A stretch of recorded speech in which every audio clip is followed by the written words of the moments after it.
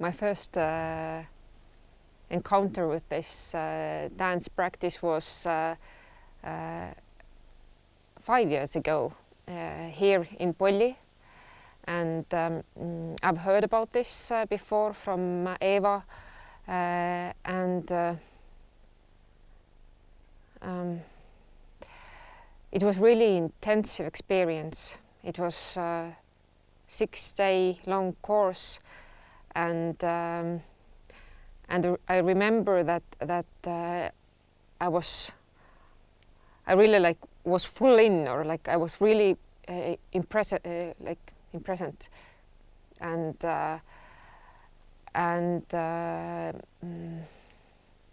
like every day, or even like parts of the day, brought some kind of new insight or new experience, and what amazed me was that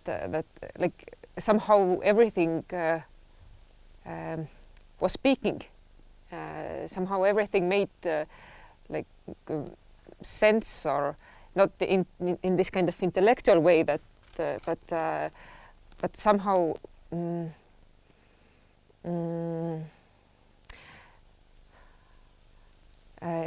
like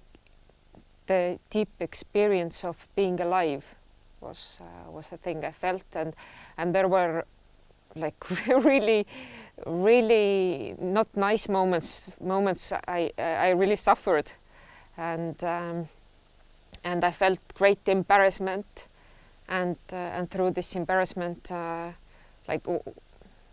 this kind of vulnerability, but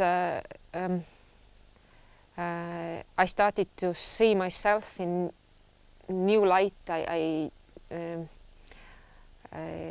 somehow I've always not always, but as a child I wanted to dance, but I did not dance, and I've been also this kind of person who is really intellectual and really like in my head, and like sort of new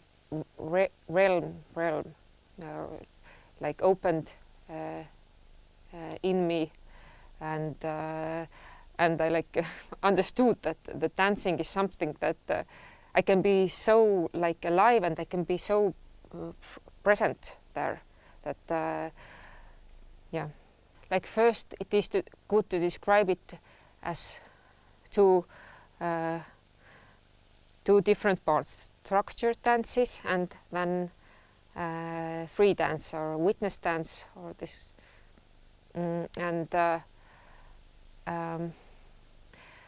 through those structured dances we repeat and repeat same steps, and it's sometimes a little bit it seems to me like it is like a cleaning, like you do same and same steps, moves, and sometimes it can be boring. It often is, but through this you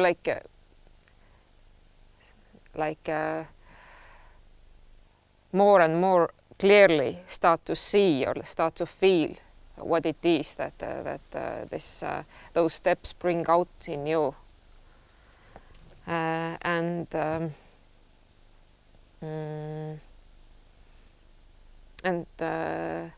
on the other hand, there are witness dances that in this kind of dances those were for me the biggest surprise, like or the way I surprised myself through those dances. I never knew that there is so much in me, or I can express so much, and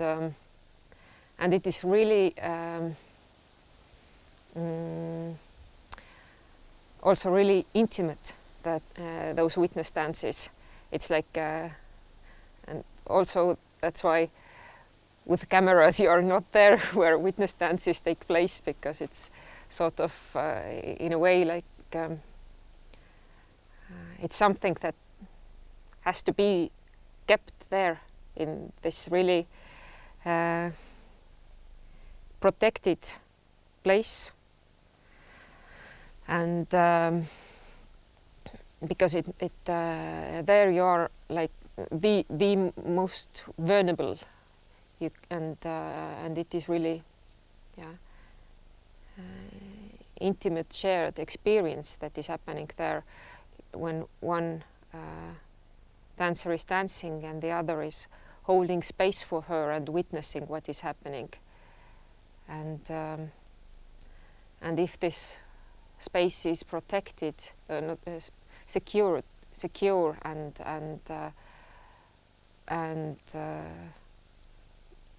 then you can allow yourself like expressions, like expressing yourself in this kind of ways that actually you never can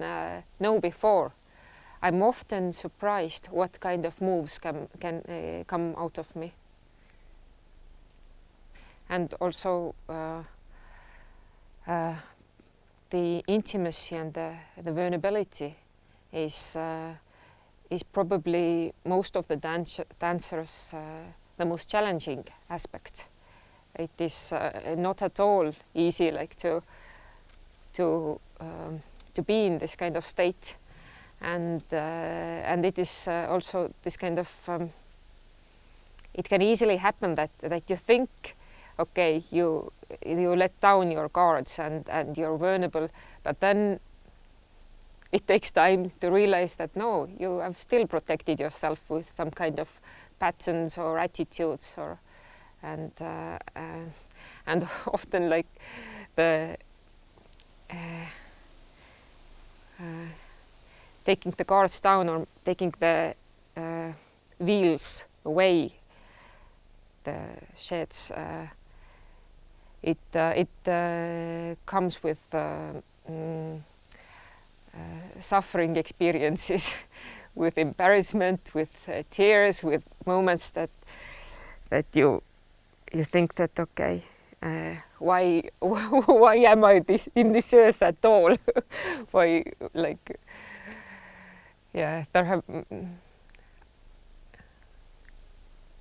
yes, I think I've seen through this dance. I've seen really authentic side of myself, and really like yes. What this dance is about is to give you living experience, like experience of your body, and you can think whatever you want. Important thing is that that in this moment you don't need some concepts at all. You just focus totally to the present experience and nothing more. And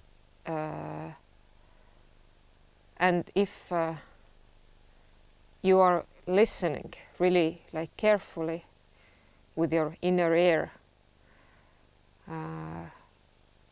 what is happening in your body, you're noticing what kind of emotions that brings out, then that is the thing you need to focus on. You don't need anything else. But yes, it also, when you're open to it, when you are longing it, then